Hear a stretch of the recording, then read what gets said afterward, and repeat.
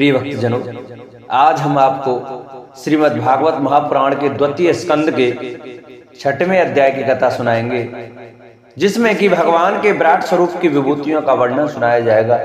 तो सभी भक्तजन हमारी श्रीमद् भागवत महापुराण की कथा को बड़ी श्रद्धा और भाव से सुने। आइए भक्तों, हम अपनी कथा को प्रारंभ करते हैं। उससे पहले जो भक्त हमारे चैनल पर नए आए हैं, जिन्होंने अभी तक हमारे चैनल को सब्सक्राइब नहीं किया है, वो हमारे चैनल को सब्सक्राइब करें, वीडियो को लाइक करें और कमेंट में ओम नमो भगवते वासुदेवाय, जय श्री कृष्णा अवश्य लिखें। ब्रह्मा जी कहते हैं, उन्हीं विराट पुरुष के मुख से वाणी और उसके अधिष्ठात्र देवता अग्नि उत्पन्न हुए। सातों छंद गायत्री, त्रिष्टुप, अनुष्टुप, उष्णिक, बृहति, सड़कती और जगती, ये 7 छंद हैं। उनकी 7 धातुओं से निकले हैं। मनुष्यों, पितरों और देवताओं के भोजन कराने योग्य अमृत में अन्न, सब प्रकार के रस, रसनेन्द्रिय और उसके अधिष्ठात्र देवता वरुण विराट पुरुष की जिह्वा से उत्पन्न हुए।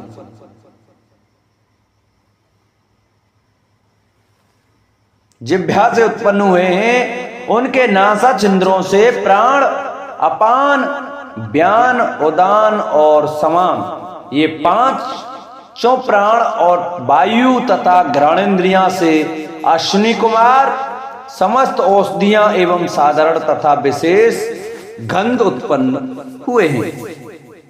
उनकी नेत्रेंद्रिय रूप और तेज की तथा नेत्र गोलोक, स्वर्ग और सूर्य की जन्मभूमि है। समस्त दिशाएं और पवित्र करने वाले तीर्थ कानों से तथा आकाश और शब्द श्रोतेंद्रियों से निकले हैं। उनका शरीर संसार की सभी वस्तुओं के सारभाग तथा सौंदर्य का खजाना है। सारे यज्ञ, स्पर्श और वायु उनकी त्वचा से निकले हैं। उनके रोम सभी उद्भिज पदार्थों के जन्म स्थान है, अथवा केवल उन्हीं के जिनसे यज्ञ संपन्न होते हैं। उनके केश, दाढ़ी, मूछ और नखों से मेघ, बिजली, शिला एवं लोहा आदि धातुएं तथा भुजाओं से प्राय संसार की रक्षा करने वाले लोकपाल प्रकट हुए हैं। उनका चलना फिरना भू भुवो स्वः तीनों लोकों का आश्रय है। उनके चरण कमल प्राप्त की रक्षा करते हैं और भयों को भगा देते हैं तथा समस्त कामनाओं की पूर्ति उन्हीं से होती है। विराट पुरुष का लिंग जल, वीर, सृष्टि, मेघ और प्रजापति का आधार है तथा उनकी जननेन्द्रिय मैथुन जनित आनंद का उद्गम है। नारद जी, विराट पुरुष की पायु इंद्रियम यम, मित्र और मल त्याग का तथा गुदा द्वार, हिंसा, निसृति, मृत्यु और नरक का उत्पत्ति स्थान है। उनकी पीठ से पराजय, अधर्म और अज्ञान, नाड़ियों से नद नदी और हड्डियों से पर्वतों का निर्माण हुआ है। उनके उदर में मूल प्रकृति, रस नाम की धातु तथा समुद्र, समस्त प्राणी और उनकी मृत्यु समाई हुई है। उनका हृदय ही मन की जन्म भूमि है। नारद, हम तुम धर्म, सनकादि, शंकर, विज्ञान और अंतःकरण सब के सब उनके चित्त के आश्रित हैं। कहां तक गिनाएं मैं, तुम, तुम्हारे बड़े भाई सनकादि, शंकर देवता, दैत्य, मनुष्य, नाग, पक्षी, मृग, रेंगने वाले जंतु, गंधर्व, अप्सराएं, यक्ष, राक्षस, भूत, प्रेत, सर्प, पशु, पितर, सिद्ध, विद्याधर, चारण, वृक्ष और भी नाना प्रकार के जीव जो आकाश जल या स्थल में रहते हैं, ग्रह नक्षत्र केतु पुच्छल तारे तारे बिजली और बादल, ये सब के सब विराट पुरुष ही हैं। ये संपूर्ण विश्व जो कुछ कभी था, है या होगा, सबको वे घेरे हुए हैं और उसके अंदर यह विश्व उसके केवल 10 अंगुल के परिमाण से ही स्थित है।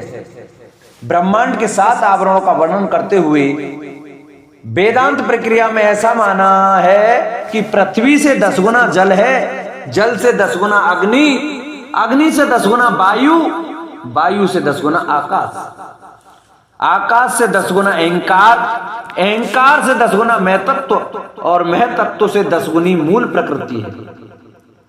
वह प्रकृति भगवान के केवल एक पाद में है। इस प्रकार भगवान की महत्ता प्रकट की गई है। यह दशांगुल न्याय कहलाता है। जैसे सूर्य अपने मंडल को प्रकाशित करते हुए ही बाहर की प्रकाश फैलाते हैं, वैसे ही पुराण पुरुष परमात्मा भी संपूर्ण विराट विग्रह को प्रकाशित करते हुए ही उसके बाहर भीतर सर्वत्र एक रस प्रकाशित हो रहा है। मुनिवर, जो कुछ मनुष्य की क्रिया और संकल्प से बनता है उससे वह परे है और अमृत एवं अभय पद मोक्ष का स्वामी है। यही कारण है कि कोई भी उसकी महिमा का पार नहीं पा सकता।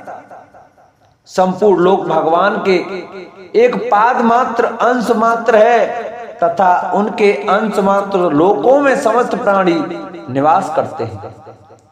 भूलोक, भुवरलोक और स्वर्गलोक के ऊपर महरलोक है, उसके भी ऊपर जन तप और सत्य लोकों में क्रम से अमृत, क्षेम एवं अभय का नित्य निवास है। जन, तप और सत्य, इन तीनों लोकों में ब्रह्मचारी, वानप्रस्थ एवं सन्यासी निवास करते हैं। दीर्घकालीन ब्रह्मचर्य से रहित गृहस्थ भूलोक, भुर्वलोक और स्वर्गलोक के भीतर ही निवास करते हैं। शास्त्रों में 2 मार्ग बतलाए गए हैं, एक अविद्या रूप कर्म मार्ग जो सकाम पुरुषों के लिए है और दूसरा उपासना रूप विद्या का मार्ग जो निष्काम उपासकों के लिए है। मनुष्य दोनों में से किसी एक का आश्रय लेकर भोग प्राप्त कराने वाले दक्षिण मार्ग से अथवा मोक्ष प्राप्त कराने वाले उत्तर मार्ग से यात्रा करता है। किंतु पुरुषोत्तम भगवान दोनों के आधारभूत हैं। जैसे सूर्य अपनी किरणों से सबको प्रकाशित करते हुए भी सबसे अलग हैं, वैसे ही जिन परमात्मा से इस अंड की और पंचभूत एकादश इंद्रिय एवं गुणमय विराट की उत्पत्ति हुई है, वे प्रभु भी इन समस्त वस्तुओं के अंदर और उनके रूप में रहते हुए भी उनसे सर्वथा अतीत हैं। जिस समय इस विराट पुरुष के नाभि कमल से मेरा जन्म हुआ, उस समय इस पुरुष के अंगों के अतिरिक्त मुझे और कोई भी यज्ञ की सामग्री नहीं मिली। तब मैंने उनके अंगों में ही यज्ञ के पशु, यूप, स्तंभ, कुश, यह है यज्ञ भूमि और यज्ञ के योग्य उत्तम काल की कल्पना की। ऋषि श्रेष्ठ यज्ञ के लिए आवश्यक पात्र आदि वस्तुएं जो चावल आदि औषधियां, घृत आदि स्नेह पदार्थ, क्षयरस, लोहा, मिट्टी, जल, ऋक, यजुसाम, चातुर्होत्र, यज्ञों के नाम, मंत्र, दक्षिणा, व्रत, देवताओं के नाम, पद्धति, ग्रंथ, संकल्प, तंत्र, अनुष्ठान की रीति, गतिमति, श्रद्धा, प्रायश्चित और समर्पण, यह समस्त यज्ञ सामग्री मैंने विराट पुरुष के अंगों से ही इकट्ठी। इस प्रकार विराट पुरुष के अंगों से ही सारी सामग्री का संग्रह करके मैंने उन्हीं सामग्रियों से उन यज्ञ स्वरूप परमात्मा का यज्ञ के द्वारा यजन किया। तदंतर तुम्हारे बड़े भाई इन 9 प्रजापतियों ने अपने चित्त को पूर्ण समाहित करके विराट एवं अंतर्यामी रूप से स्थित उस पुरुष की आराधना की। इसके पश्चात समय समय पर मनु ऋषि, पितर, देवता, दैत्य और मनुष्यों ने यज्ञों के द्वारा भगवान की आराधना की। नारद, यह संपूर्ण विश्व उन्हीं भगवान नारायण में स्थित है जो स्वयं तो प्राकृतिक गुणों से रहित हैं, परंतु सृष्टि के प्रारंभ में माया के द्वारा बहुत से गण ग्रहण कर लेते हैं। उन्हीं की प्रेरणा से मैं इस संसार की रचना करता हूं। उन्हीं के अधीन होकर रुद्र इसका संहार करते हैं और वे स्वयं ही विष्णु के रूप से इसका पालन करते हैं, क्योंकि उन्होंने सत्व, रज और तम की 3 शक्तियां स्वीकार कर रखी हैं। बेटा, जो कुछ तुमने पूछा था उसका उत्तर मैंने तुम्हें दे दिया। भाव या अभाव, कार्य या कारण के रूप में ऐसी कोई भी वस्तु नहीं है जो भगवान से भिन्न हो। प्यारे नारद, मैं प्रेम पूर्ण एवं उत्कंठित हृदय से भगवान के स्मरण में मग्न रहता हूं। इसी से मेरी वाणी कभी असत्य होती नहीं दिखती। मेरा मन कभी असत्य संकल्प नहीं करता और मेरी इंद्रियां भी कभी मर्यादा का उल्लंघन करके कुमार्ग में नहीं जाती। मैं वेद मूर्ति हूं। मेरा जीवन तपस्या में है। बड़े बड़े प्रजापति मेरी वंदना करते हैं और मैं उनका स्वामी हूं। पहले मैंने बड़ी निष्ठा से योग का सर्वांग अनुष्ठान किया, परंतु मैं अपने मूल कारण परमात्मा के स्वरूप को नहीं जान सका, क्योंकि वे तो एकमात्र भक्ति से ही प्राप्त होते हैं। मैं तो परम मंगल में एवं शरण आए हुए भक्तों को जन्म मृत्यु से छुड़ाने वाले परम कल्याण स्वरूप भगवान के चरणों को ही नमस्कार करता हूं। उनकी माया की शक्ति अपार है। जैसे आकाश अपने अंत को नहीं जानता, वैसे ही वे भी अपनी महिमा का विस्तार नहीं जानते। ऐसी स्थिति में दूसरे को उसका पार पा ही कैसे सकते हैं। मैं, मेरे पुत्र, तुम लोग और शंकर जी भी उनके सत्य स्वरूप को नहीं जानते, तब दूसरे देवता तो उन्हें जान ही कैसे सकते हैं। इस प्रकार हम सब इस प्रकार मोहित हो रहे हैं कि उनकी माया के द्वारा रचे हुए जगत को भी जीव ठीक ठीक नहीं समझ सकते। अपनी अपनी बुद्धि के अनुसार ही अटकल लगाते हैं। हम लोग केवल जिनके अवतारों की लीलाओं का गान ही करते रहते हैं, उनके तत्व को नहीं जानते। उन भगवान के श्री चरणों में मैं नमस्कार करता हूं।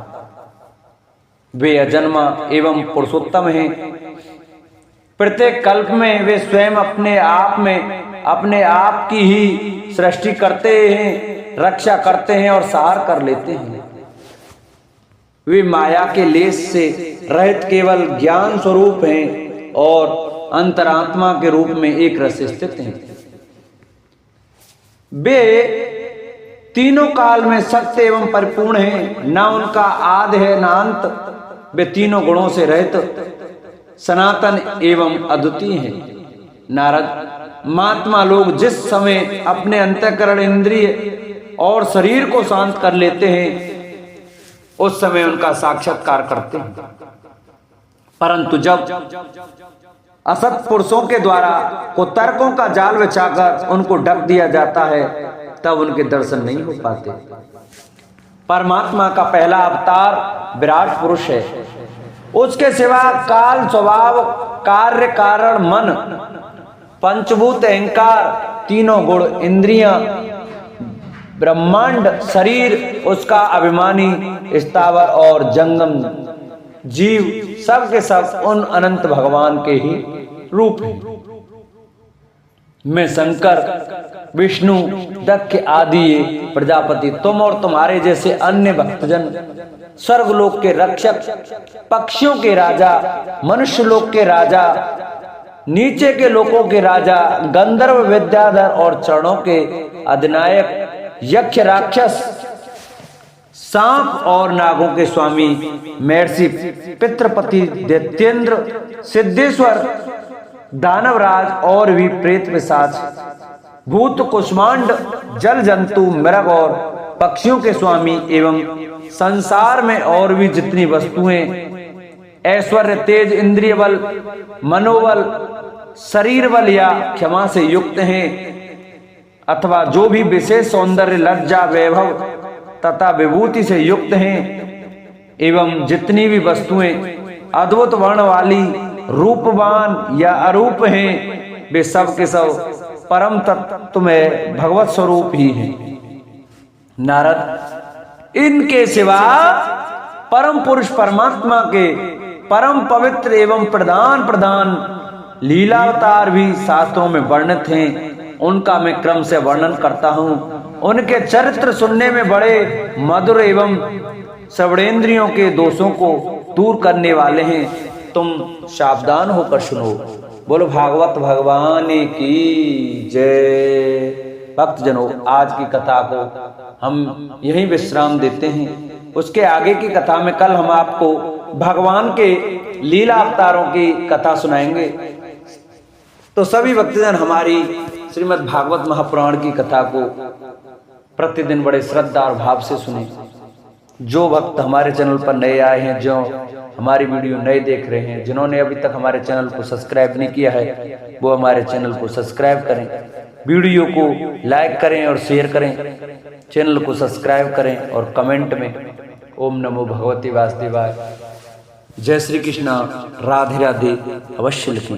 बोलो भागवत भगवान की जय। बोलो सुखदेव भगवान की जय। बोलो परीक्षित महाराज की जय। जय जय श्री राधेश्याम।